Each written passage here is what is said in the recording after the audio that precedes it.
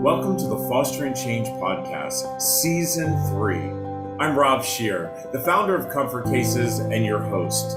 Together, we have made such a difference in the world. We've met with leaders and change makers in the foster care system. We've met with charities and philanthropists, celebrities, authors, and so much more. We'll continue to bring you guests who will share how together as a community we can bring about change. Welcome once again to Fostering Change. So it's really hard to believe that we are actually in November 16th, and I hope every single one of you have enjoyed the last several episodes. And it was hard to believe we had our 100th episode during this time. You know, for me, it was the exciting part of listening to the last episodes in October. But today, I am so excited for our guest. I'm excited for our guest because this is something that I think each and every one of us should talk about. See, my friend Jodi has written a book, and the book is called Goodnight Star, Whoever You Are. You know, Jodi wrote this book, and I am saying that this is something each and every one of us should have in our children's library. So Jodi, welcome to Fostering Change. Most of you don't know this, but in a matter of 2 days, we will have Children's Grief Awareness Day. Exactly right. Children's Grief Awareness Day. And I think that this is something that we should talk about more often. As someone who has lost not only my mother, I lost my father at a very, very young age. I think it's important that we talk about grief. So to all of you, Jodi, welcome to Fostering Change. Thank you so much for having me, and congratulations on 100 episodes. I was kept in the dark about this too, so I know. I feel honored. I'm honored that I am the special guest today. Good. Well, I am so excited to have you here. Now, one thing I gotta ask right off the bat, you know, we all are inspired to do certain things. I always say, take your passion and turn it into a purpose. What was your passion behind wanting to write a book called Goodnight Star, Whoever You Are? So I have been hit really hard by grief in multiple ways. I lost my mom at age 40, but that pales in comparison to my bonus daughter, who was just 4 when she lost her mom. And years later, my son and her also, they share a father. And he died when my son was just 8 years old and she was 21. So I have 2 children who have been in the throes of unspeakable grief for years. One who lost both parents by age 21, and the other one, of course, who lost his beloved dad at 8 years old. So, you know, being a child, and by the way, I lost my parents at the age of 12. It's something sometimes that we seem not to understand. And the thing that surprised me the most is the number of people that I'll never forget this. You know, I'm sitting in a funeral home for when my mother had died. My parents died 3 months apart, and my mother had died. And I remember people kept putting their arm on me at the age of 12, and they were saying, "It's going to be all right. It's going to be all right. It's going to be all right." And you know what? I'm 55 and it's not all right all the time. And so, you know, to be able to be as young as I was and to have a book like this to read, it means so much, you know. But losing your mom at 40, was that the trigger moment of saying, let's write this book? Absolutely not. I mean, I think if anything, my children and going through all of this grief and the longing and loneliness and isolation that comes along with grief, it just amplified the fact that, you know, of course, it's more expected at my age to experience the loss of a parent or a caregiver, but it's more unexpected at their age. And I wanted to just sharpen the lens and put a focus on this topic that is just not discussed nearly enough. Even though grief is a great equalizer. Everyone is going to experience it, right? Everyone's going to experience it at some point, but we are collectively so afraid to discuss grief. But my question is why? I just think it's an uncomfortable topic, and people, kind of use this language that does not help at all.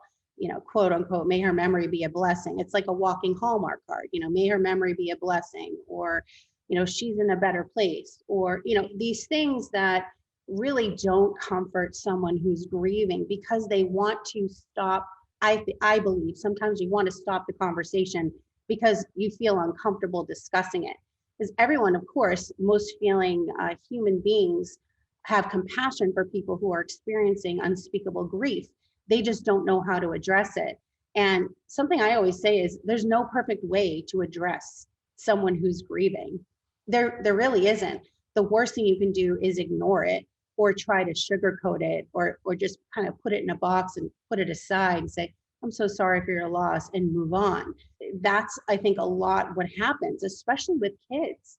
I went through a really difficult time with my son, who's a really personable guy, very social, and he understandably was out of school for 8 days after his father passed away, because he wanted to play an integral role in everything. He wanted to eulogize his dad and be a part of everything. So when he was going back to school, he anticipated that his classmates and friends would, of course, just say, hey, I'm really sorry to hear about your dad. You just at least address it. And they were instructed to not say one word to him coming back to school. And this is a highly evolved, good school district.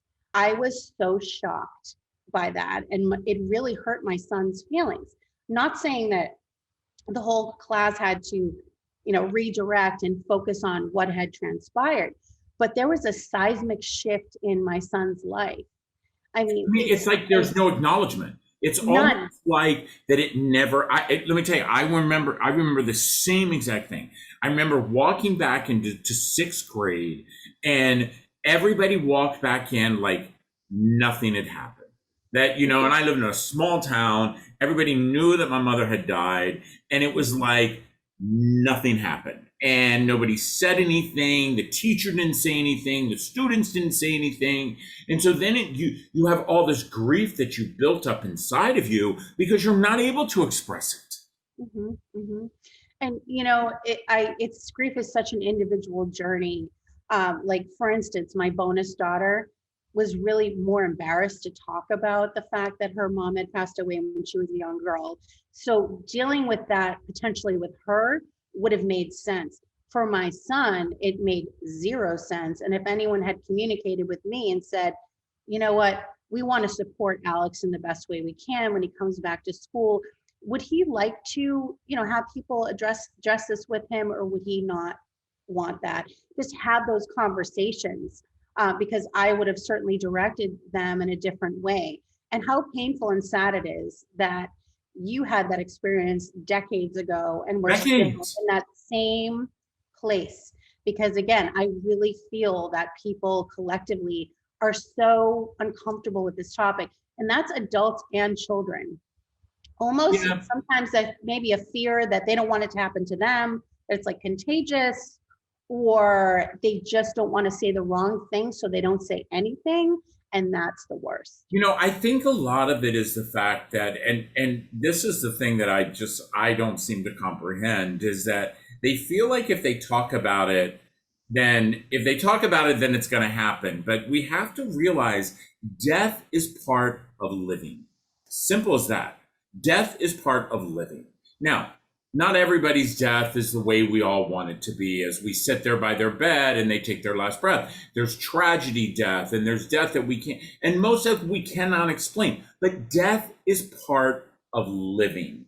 And that's what we have to come to terms with, because I think it makes us healthier adults, And again, I don't want my kids to think every single day, oh my gosh, tomorrow daddy might die, or oh my gosh, I might die tomorrow. But what I want my children to know is that death is part of living. So live every single day like it's the last day, and that's something we're just so scared to talk about.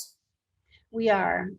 I mean, a lot of people are, it's, I think, like public speaking and death, are right up there on humanity's like greatest fears. unfortunately, there are people who, and that's a lot of us, who are dealing with grief. And we all need to evolve and get there as a society and realize that, ignoring this, ignoring people who are going through such difficult times, and not kind of meeting them where they are and acknowledging this pain isn't going to get us anywhere. So when did the Children's Grief Awareness Day come up? Has it always been around? To my knowledge, it's been around for quite some time. It's just something that people don't know about. That Children's Grief Awareness Month is in November, and Children's Grief Awareness Day is November 18th.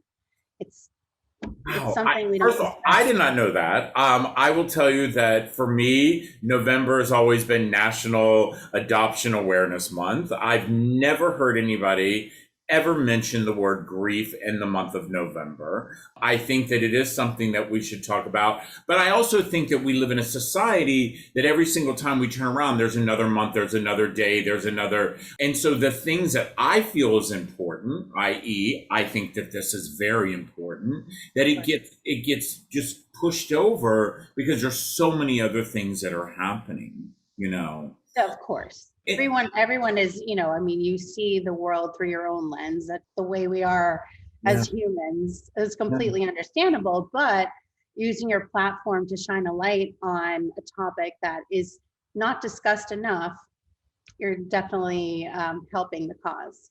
It's once again, and I know, okay, for all of those who are getting ready to email me, I get enough of them. It's okay. I'm allowed to have my opinion. Grief is something that needs to be taught in school as well. Simple as that. Because what you just said about your son, what I experienced, what I know so many other kids experience, where it's like if it didn't happen. It's like that day that it didn't happen. And until we can acknowledge, for me, and I can just imagine was somewhat like what your son. For me, it was like you weren't acknowledging the death of my parent. So were you truly acknowledging me as a human? Exactly. It's a really isolating journey to go on. Grief, especially losing a caregiver or a parent, especially is really difficult because it's not part of the norm or standard for a lot of children, right? I think it's more expected that potentially you might lose a grandparent as you're growing up, before you turn 18 years old. But losing a parent or, primary caregiver is not a typical experience, at least in some, a lot of small towns like the one we were in, frankly. He was the only kid who had that experience. So it had me seeking out other opportunities to find other children who can relate to him on that level. And I found experience camps, which is just an incredible resource for grieving families. Yeah, I don't remember any other kid as I was growing up who lost their parents like I had lost both of my mother and my father. The first part of this Fostering Change episode has been so amazing, talking about Goodnight Star, whoever you are. I think each and every library should have this. So do me a favor. For those of you who are listening, as you're watching, purchase this book and send it to a library. I'm going to give you all the links when we get back, and everybody hold on right there. This episode of Fostering Change is sponsored by Comfort Cases, a national nonprofit that inspires our communities to bring hope and dignity to our youth that are in foster care. For just $10 a month, you can support the Comfort Cases mission and help us eliminate trash bags for kids who are entering foster care. For every $10 that you give, Comfort Cases will give a Comfort XL to a child entering the system. Be part of the change. Visit comfortcases.org.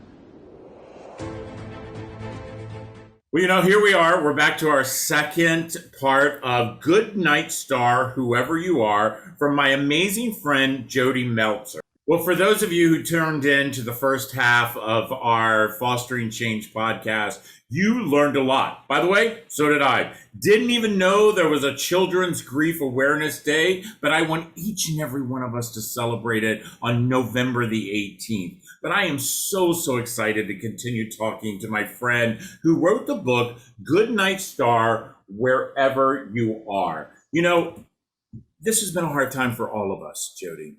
The last 20 some months, we have seen a pandemic across our country, across our world. We have seen the tolls of death increase, over 700,000 within our country alone. And by the way, these are kids who are losing their moms and dads. These are not people that are just losing the elderly in a nursing home.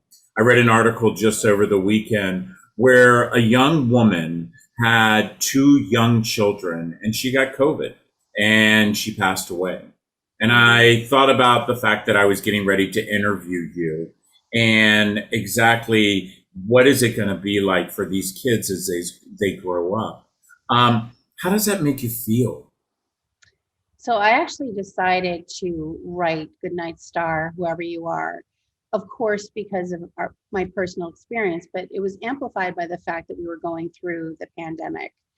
And when I started the process, because bringing a book to market is excruciatingly hard at times, it's not an easy feat to achieve. So I'm so excited that this book is out. But regardless, just sidetrack there. But I wanted to just point out that just last week, pediatrics announced that 140,000 children have lost a primary caregiver due to COVID-19. And that's just mind-numbing. It really, truly is. And that doesn't take into account, of course, children who have lost a parent through a tragedy or other types of illness. But it certainly underscores the timing of this book and why it's so important to elevate the public's consciousness about grief, because a lot of children out there are grieving, and collectively, I think as a society, we're grieving to a degree as well, in terms of how different our lives are. And that's a complete different aspect of grief, but we've all been going through a really difficult time. Yeah, I agree. And I agree whether and by the way, I haven't met anyone who has not known someone who has died of COVID. But unless you're that person who hasn't even met someone, it's still a part of grief. It's part of grief of our society that we will never see again. It'll never, I hear people say, oh, just wait one day. It'll be back before March of 2020, how we used to be. No. It's almost, and again, people are not going to agree. It's like 9/11, That was literally just in my head.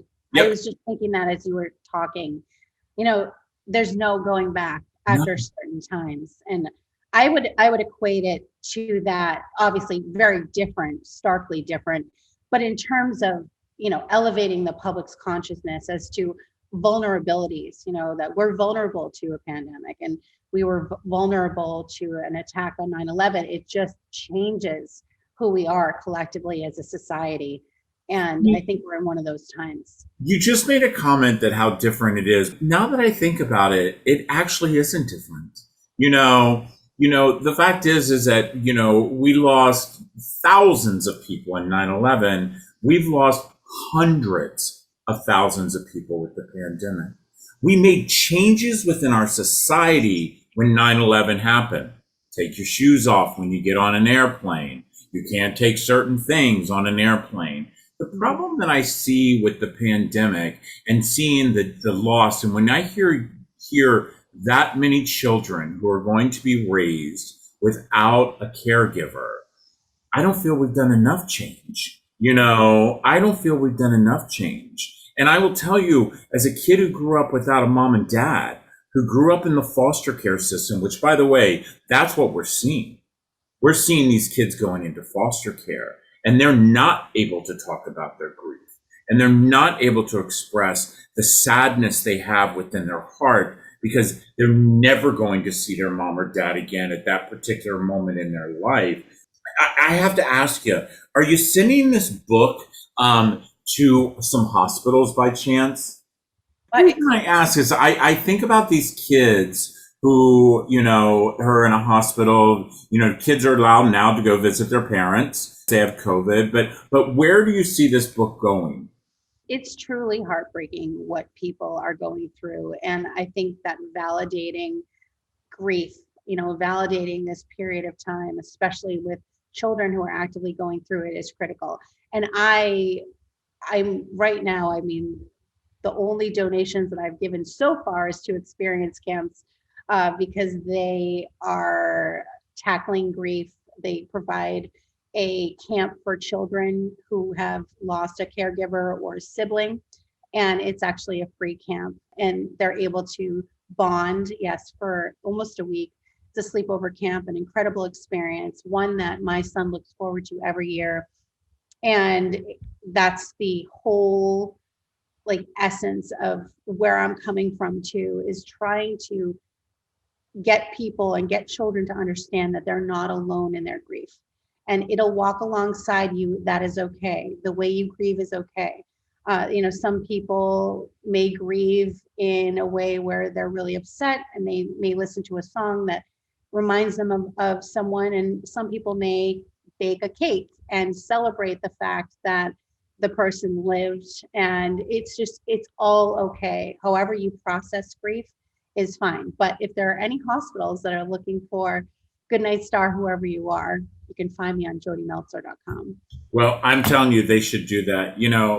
My kids, we lost our grandma JJ in October, and someone asked me just, how am I feeling? And I said, sad, angry, mad, at times happy, because I'm thinking about the memories with Grandma JJ and the memories my kids had made.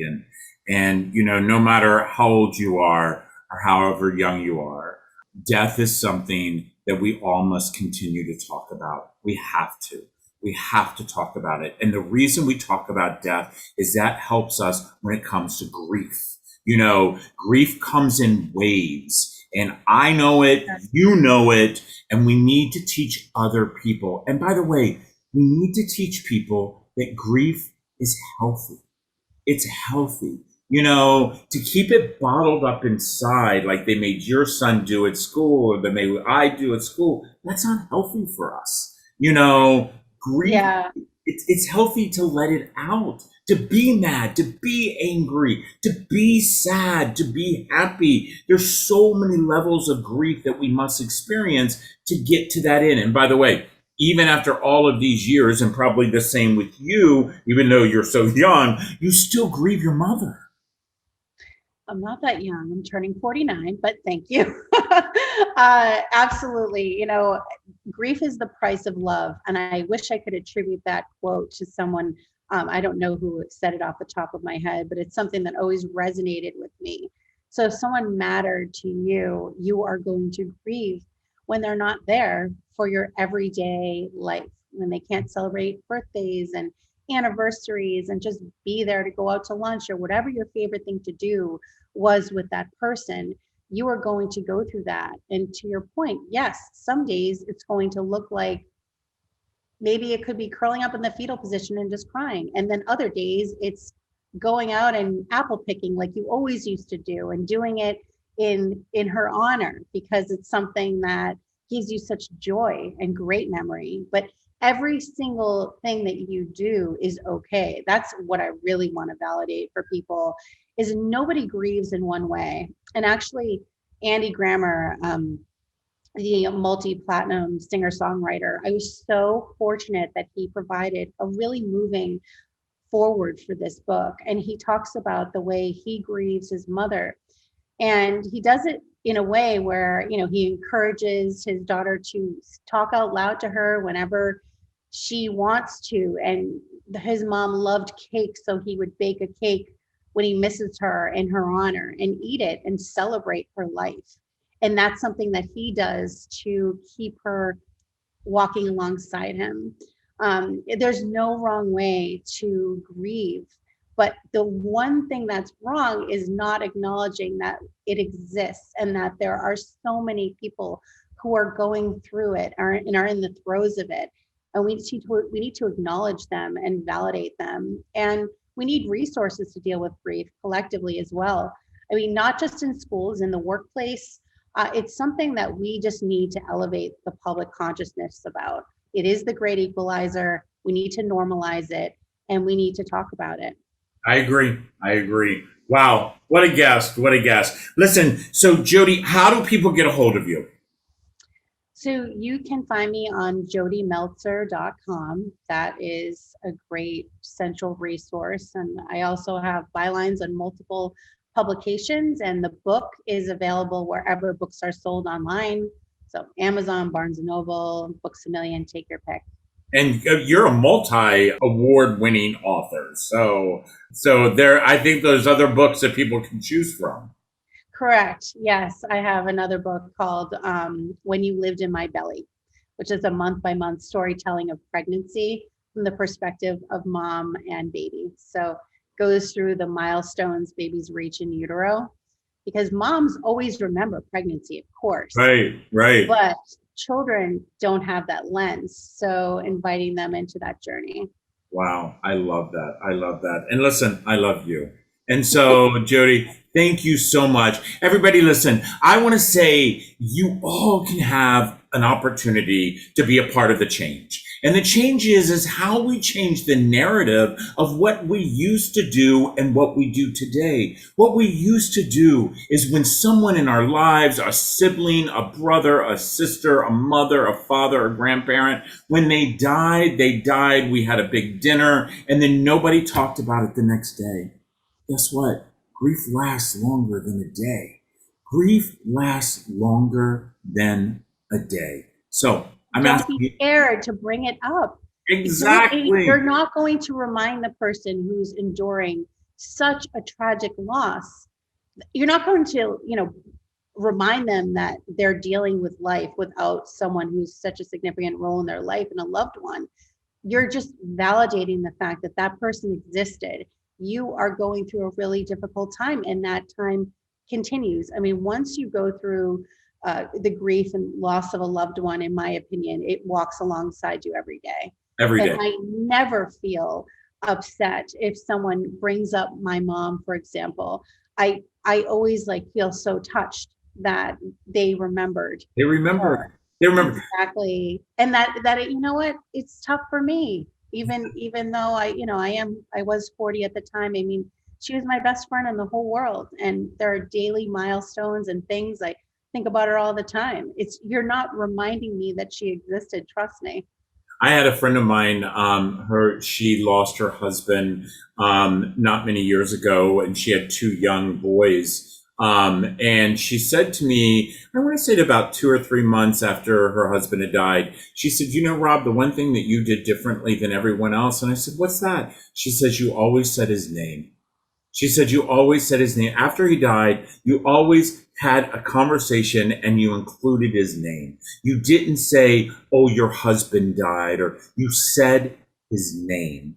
And that validated her, because we didn't forget him, and we still haven't forgotten him. Well, everybody, I hope you enjoyed this amazing episode of Fostering Change as much as I did. The most flattering thing you could do is share. Share this. And if you have any questions, please make sure you email me at fosteringchange@comfortcases.org, and we will definitely get those answered. I hope each and every one of you do exactly what we should be all doing every single day. Be a good human. Take care, everybody.